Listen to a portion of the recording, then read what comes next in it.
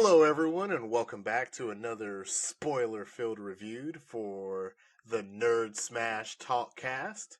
And this is the spoiler review for Marvel's Eternals. So at this time, I'll go ahead and introduce my always reliable and justifiable co-host, Mr. Steve Woods. What's up, everybody? What's up, Steve? What's up, LT? You ready to do this thing? Let's Ready? talk about it, because we haven't talked about it. We have not had even a little bit of discussion about the film The Eternals. Like I said, guys, this is a spoiler-filled discussion. So if you have not seen the movie yet, feel free to come back to this post and we will break down our thoughts for you. But let's just go ahead and get some of the formalities out of the way. Steve, what are you thinking? So I saw the Eternals on Sunday, and I went into it knowing so very little about the Eternals. Yeah. Okay. I think like a lot of people. I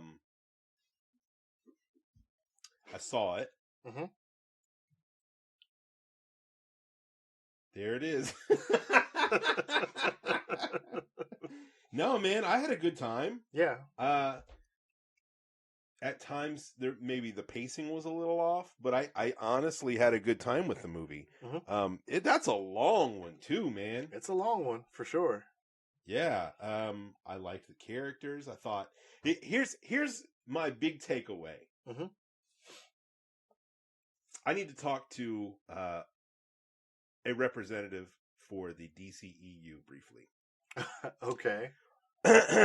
Sirs and madams of the DCEU, relax and take notes. That's how you make a Justice League movie. You think this is a Justice League movie? I think it was a better Justice League movie than we've seen. That's a bold statement. I don't know if I would go that far. It is. I don't know if I would go that far. Look, they can't do a speedster. They can't get it right. I saw this take on Twitter. I did see this take on Twitter about... They can't do a Superman. First of all, Icarus is a better Superman than Superman is. Because they got the jerky part right, too. What? Wait, where do you see Superman being a jerk? He needs to be. Why? Because look at him.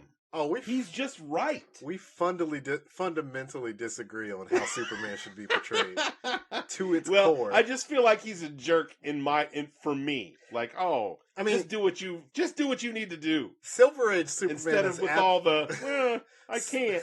Silver Age Superman is absolutely a jerk. He did things like leave Aquaman and Lois Lane in the desert and see which one would survive the longest. Like that that very, very old Superman, he had a few screws loose. But no, like that's not what Superman should be. He shouldn't be. Superman is complete the mission, whatever the mission is. That is not the case.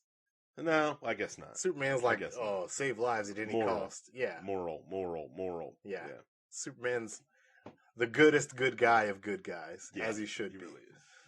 Because if he's not, I just think that makes him not quite so Superman. Yeah. But anyway, back to the Eternals. So you're just feeling like, so you enjoyed the movie, but you I enjoyed it.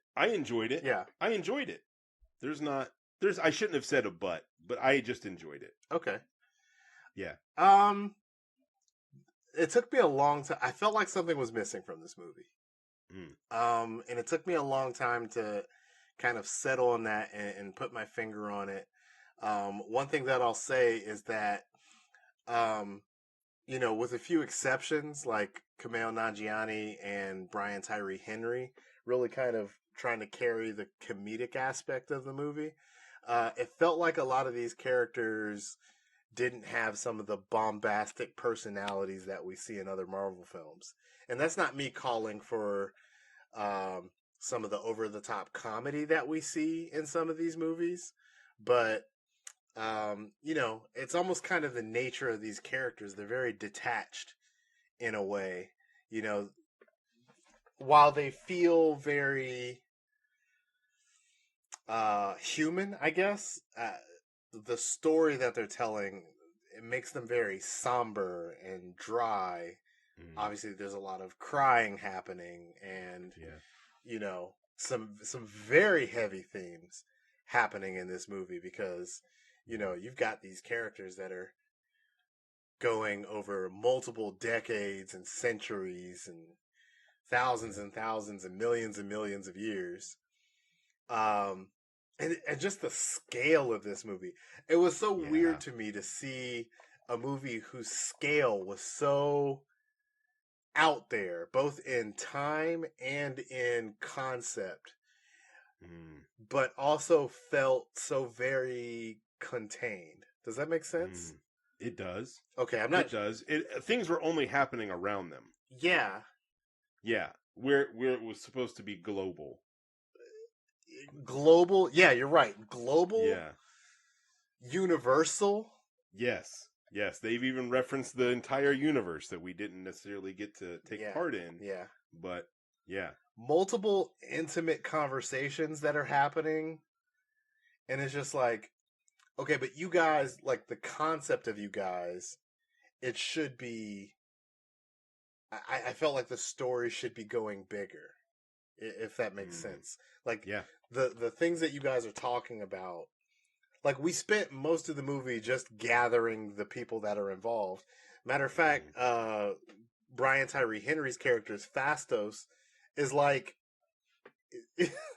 bruh, you literally come in at the third act. Like, there's piecemeal scenes with his character in there throughout the movie, but like him introducing into the main plot that's not a flashback is like, bro, you come in the third act. There were some weird things that I wanted to touch on with just how that all went down anyway. Yeah. And one of them was Camille Nanjiani missing from the fourth act completely. I had a big problem with that. He just left. And I kept expecting him, because it's almost like Chekhov's gun situation. I kept expecting him. He's gonna swoop in and do something dramatic and be like, I couldn't leave you. But like, no, he just, and to be honest, he was the most fit guy in the movie. So I'm like, he should probably be here. Yeah, fun too. Yeah, definitely would have added something. Probably, it was weird. Gone for that part. It just felt. Yeah. And it also it felt like a legitimate blow because we spent so much time getting to know Icarus for him to have his heel turn at the end of the movie and be like, was it a heel turn? That's the thing. The way that it was framed was a heel turn. Yes, sure. I get what their justification for it was, but it's also hard to justify that being one of the people that lives on this planet, right? Like their whole thing being, we have to let this Earth die so that millions can be born later. And it's like, well, our perspective as moviegoers is, I kind of like the planet that I live on. I would not like to be judged and decided by. But on a universal scale, we so don't matter. No, I mean, when Camille Nanjiani's character Kingo was talking about. Well, yeah, I love this planet, right. But we're talking about billions right. of other planets being born because of this one celestial. Right. And I was like, damn. Yeah. Like, we don't... Yeah. Okay, so I want to talk about the approach with the Eternals real fast, because, the approach was, they've been here the whole time. They just kind of settled into life, waiting for their, true mission to be revealed to them, so that they can, leave the planet and do their own thing. And they weren't aware of what was going on, except for their leader Ajax and obviously Icarus. Mm-hmm. Okay, that was one approach, and it took a long time to get the characters together and do all this and do all that, blah, blah, blah. I think that there's something to be said, though, if I feel like they could have approached it differently in two ways. One, they could have done that whole aspect where they didn't have their memories, right? And then they're just living their life, and they maybe Ajax for some reason took their memories until it was time for them to be called upon. Or the Celestial could awaken Ajax's memories, and then or all of them. Yeah. Who knows? I mean, they were, there's that approach. And then I think there's also the approach of them not being aware of the final mission still probably, but being a little more ingratiated with human society and truly deciding, like, we need, like, it's tough because in a degree it's what they did, right? Like, humans we found out are good and we need to have them really kind of and that's part survive of it. It's Celestials judging the planet. Right, but I feel like to really sell it, like, all of the Celestials, maybe not one, maybe like Icarus is still like, no, we have to stick to this thing, but like all of them truly coming together, finding a home with the planet, having these individual events where they're all kind of just burrowed into society. You've got Druig is over here. He's doing the mind control thing. He's got his little society. Right. Yeah. Phastos has his family going on or whatever, but you've got like Gilgamesh and Thena that are just kind of they're off in a corner of society, not really. It's just kind of weird how a lot of them are just kind of disjointed from things, right? Yeah. I think you need. Makari just didn't even leave the ship. Right. Like, she's just there. Right. Right. And that's another one. She just kind of came in. She was like, well, I'm here. Yeah. You weren't even looking for me. Blah. Right. No one thought that I would be helpful, even though I'm crazy fast, and it would have been great to have more of me in the movie. So I think there were directions that they could have done that would have made things a little more interesting. And then I think my last little bit is that the final story part, right? Or the ending, obviously was big. You have a dude literally coming out of the planet. Yes. But I don't feel like the payoff was there. Well, the payoff's in the future. Yeah, but you can't do that for somebody's first solo movie. Like Guardians of the Galaxy's payoff was in Guardians of the Galaxy. Sure. What else am I thinking of? The first Ant-Man's payoff was in the first Ant-Man. You can't take this first team movie and be like, the payoff is X, Y, and Z. Like, yeah. We're finally getting some stuff. I couldn't even get invested with the stuff that was happening with Arishem at the end because I'm like, we're not getting this in this movie. No, not at all. I mean, I think we kind of knew that. Like, oh, that's not. And I was like, that's not for us now. Did you really sell Eternals enough to make people want to see Eternals 2? I don't know. But there's a ton I liked in this movie. There's a ton I loved in this movie. Obviously, this movie goes full tilt towards diversity. I think that's great. It told, like I said, the scale of the movie, being able to see a Celestial up close and feeling kind of like, dang, these dudes are legit. These are... Yeah. Yes. But, like, also at the same time, it's setting up the Celestials as a villain in the future. And it's like, are the Avengers supposed to fight a Celestial? What are we talking about here? What are we talking about? Captain America is not throwing his shield at a Celestial. Hawkeye is not throwing a bow and arrow at a Celestial here. Right. What are we talking about? Good point, man. Good point. There were some saving things for me. One was the performance from what was his Kingo's valet. I just know the character's name is Karam. Karam, gotcha. Yeah, Yes. he was great. Yes to him. Yes to him and the Marvel universe forever. In the MCU forever. Yeah, him teamed up with Kingo moving forward is just let more of that. Although we don't even get that because Arishem took Kingo and Phastos and Cersei in the space. Yeah. So yeah. What's that guy gonna do? I don't know. The other thing was the post-credit scenes. Yes. That I thought were fun. I said fun. Yeah. They were fun. Obviously the post-credit scene is the one that was spoiled for me. Oh, was it? Yeah. Okay. Okay. That was the thing that the news sites put out there. Harry Styles is cast as Star Fox in Eternals. And I was like, why would you do that? Wow. Yeah. Big jerk move. Eros is his name, but he also goes by Star Fox.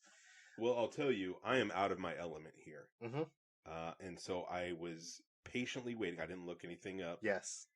I was patiently waiting for this day so that you could tell me why in the world they would cast Harry Styles as Star Fox and what is Star Fox's role in the future.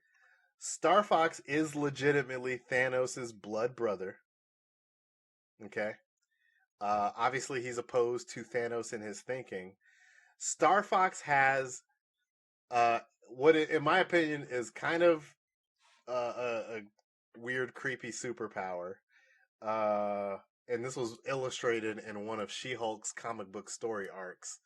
But Star Fox, in addition to being super strong, I think he can fly, but he's got kind of that standard eternal. He's immortal, all that stuff. He also has the ability to make anyone fall in love with him. Oh.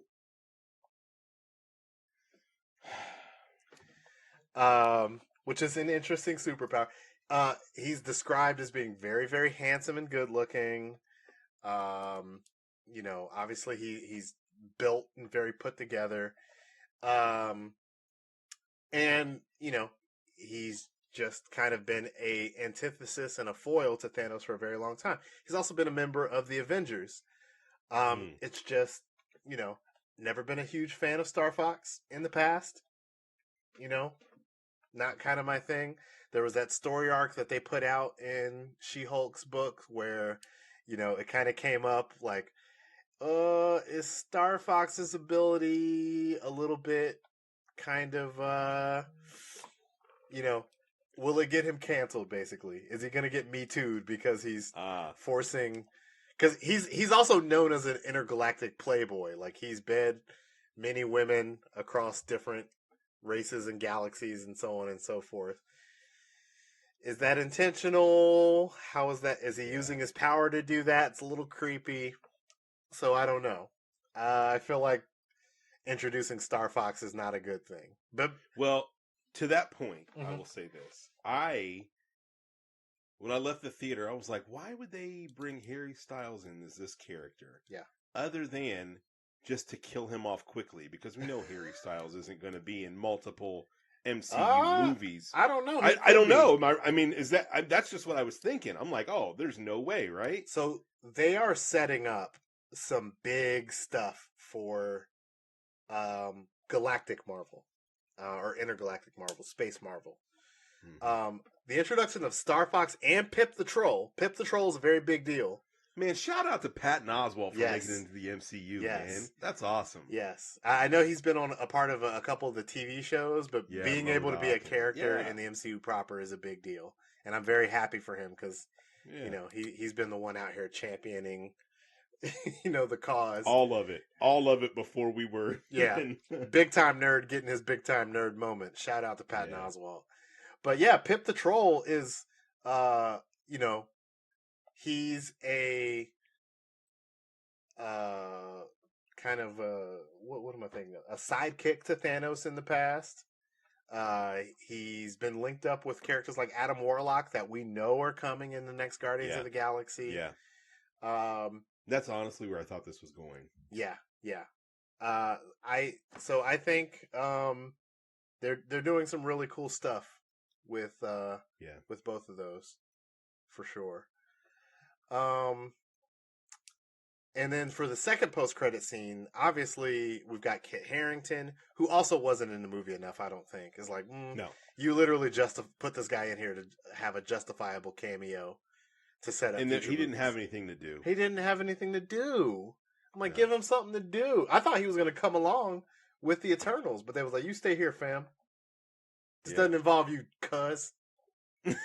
Your body's fragile, player. It's not about you, player. Yeah. But I thought he should have been along for the ride, honestly.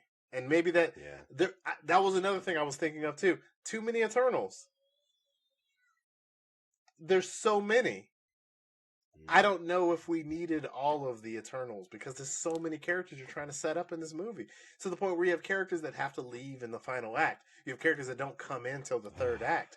Why are there so many? You could have limited this down to a lot less, right? Man, I didn't think about that. You're absolutely right, though.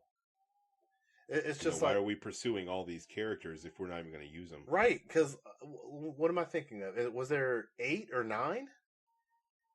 Ajak, not in large portions of the movie. Now, I get it. You killed her off. That makes sense, right? But the fact that you have so many Eternals, and it's just like, I loved Makari. Makari was very cool. 11. Yeah, 11. Why is Makari in this movie? Yeah. Why is, Druig in the movie? Why is Sprite in the movie? Other than to just add additional characters that you probably didn't need. Yeah. Not saying I didn't enjoy these characters and what they were trying to put out, but it's just like, which of these characters matter? They're split up now, so they can pop up in and out of whatever we decide to put them in, but it's just like, so many characters. And then you got characters sidekicks, and you've got characters love interests, and you've got, this, that, and the other. It's just, I was just confused. Yeah. And just to wrap it up, that last end credit scene. Yes. I thought it was enjoyable. Mm-hmm. It felt cut off. So do you know who the voice was? Yes. Okay. So, for anybody that is wondering, it was confirmed by the director that the voice that speaks to Dane after he's about to pick up the Ebony Blade and become the Black Knight, that'll be cool. I'm excited for the Black Knight wherever he shows up. But the voice was Mahershala Ali, so that was Blade. Had no idea or concept that the Black Knight was going to interact with Blade, but it makes sense because Blade and the Black Knight actually do fight vampires together. The Ebony Blade is known to, it has its own bloodlust. It's got a curse to it, so it is there. Like, that story is present. So hopefully we get the Black Knight Blade team up that nobody asked for, but everybody wants now, I guess. Yeah. I'm certainly not mad at it. I thought that was kind of exciting. Yeah. However, wherever that takes us. Yeah. I'm good for it. Also, shout out to this movie for giving us the Robb Stark and Jon Snow cameo conversation that we didn't know that we needed. Right. Yeah. Richard Madden and Kit Harington. Yeah, that was... Somebody even... It was weird, right? Yeah. Somebody even showed me... Well, and they let it linger, because, something cool is happening right here. But somebody showed a clip of their last scene together in Game of Thrones, and they were just, shaking hands, and Robb Stark was like, the next time I see you, brother, you'll be all in black. Dun, dun, dun. And the next time you see him, he's basically the Black Knight. So I thought that was really cool and fun. Also, I know we're going a little bit longer than we anticipated, but I need to state, it hit me like a ton of bricks in this movie. Angelina Jolie is a movie star, period. Bro, talk about it. Just talk about it. First of all, oh my gosh, we got to talk about this. Yeah, we have to. I went into it thinking that she would be like one of the main roles, Yes. right? Like we were going to follow her story. We're going to follow her, that kind of thing. Yeah. Can we talk about the scene stealing ability that an Angelina Jolie has? Saying nothing.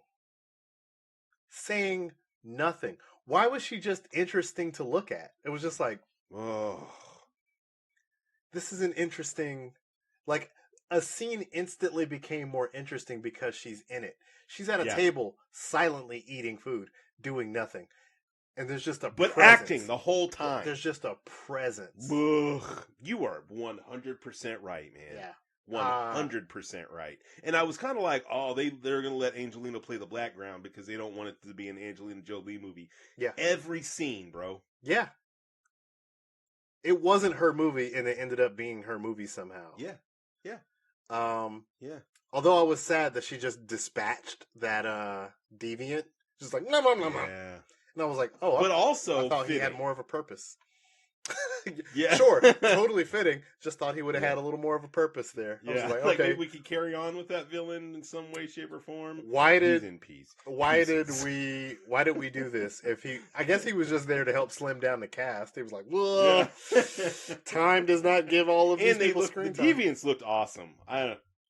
Yeah, they were cool. I mean, they look cool. They were cool, interesting kind of villains. I liked the one's ability to kind of evolve as he took on more ability. It got to a point I was like, take some more. I want to see what you get next. Right. Take her. Take the Angelina Jolie. Bro, you only snatched up 2. To me, that's a failing record. I mean, 2 out of the 11. Right.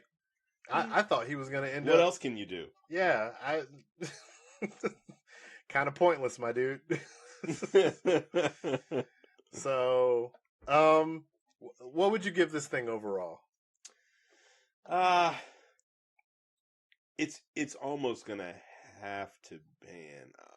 Well, let's explain our rating system again really fast. So let's start at the bottom. Yeah.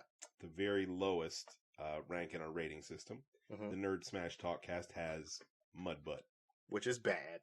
It's unwatchable. Above that is 720p. Which is it's better than bad. It's not great. It's not even okay. It's just, it's there. It's there. Mm-hmm. It's there.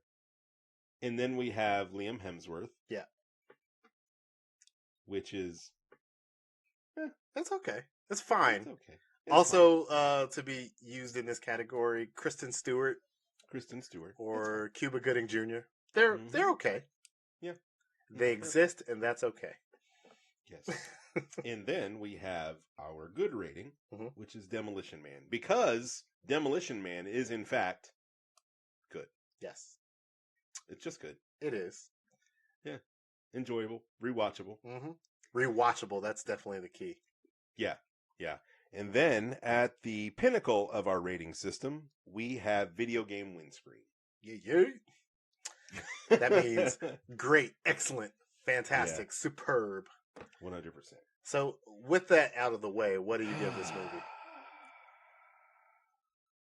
I felt like some of these characters were really great. Some of the situations they put them into were a lot of fun. Yeah.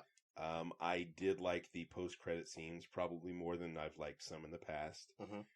But I don't feel like we hit good. I do feel like it's probably, it's not just probably, it is a Kristen Stewart for me. Gotcha. I don't think that I'll probably watch it again. Yeah, I'll have to see how I feel about it when it comes to streaming. To me, I think I'm right there with you. It's like a Cuba Gooding Jr. for me. Yeah. I did teeter-totter between 720p because I felt like, as beautiful as this movie is, it's cinematically gorgeous. And again, the concept, the scale, I don't want to punish it for that. The diversity, I don't want to punish it for that. But some of the failings of the movie are just really, really disappointing. Yeah. For what I was hoping going into it. And, for the larger Marvel Cinematic Universe in total, it just feels like it was ambitious, and I applaud it for that. Yeah. But you also have to be real with it sometimes, because we do this to DC. We're like, Yeah. you tried to do too much, my guy. Just tried to do too much. And those concepts, not all of them landed. So I'm sticking with Cuba Gooding Jr. It's okay. It's fine. And, we'll see if it gets a second movie. I'm excited for where these characters pop up again. I think. Me too. I'm excited for the new landscape too. Yes. And I would love these characters in the hands of just to see what happens with like a Taika Waititi. Not that he's going to make them too goofy or humorous, but I really love how he hones in those on personalities. Yeah, he hones in on character. Not to say that Chloe Zhao, the director of this movie, couldn't, just that he's got something with pulling out character and making them a lot more interesting and memorable. And I'm excited to see what else happens with these characters in this universe. I'll say that. I certainly feel like one or more of these characters could pop up in Thor: Love and Thunder. Yeah. Or Guardians. Definitely Guardians. Yeah. So, guys, that was our Eternals spoiler-filled review. Thank you for checking this out on YouTube. Please share the video link. And if you haven't already, please check out our podcast, the NERDSMASH TALKCAST. It's on most major streaming services, Spotify, Apple Podcasts, Amazon Music, so on and so forth, Podbean. So please check us out there. Feel free to share us there as well. And look for us on the social medias, including the Twitter. And that is NERDSMASH TalkCast, not all one word. NERDSMASH is one word. TalkCast is another one word.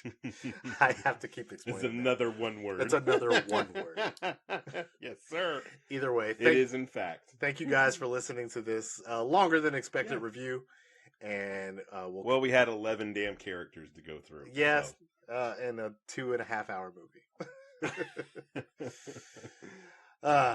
Anyway, thank you guys again, and we'll catch you later on. Holla. Holla, holla.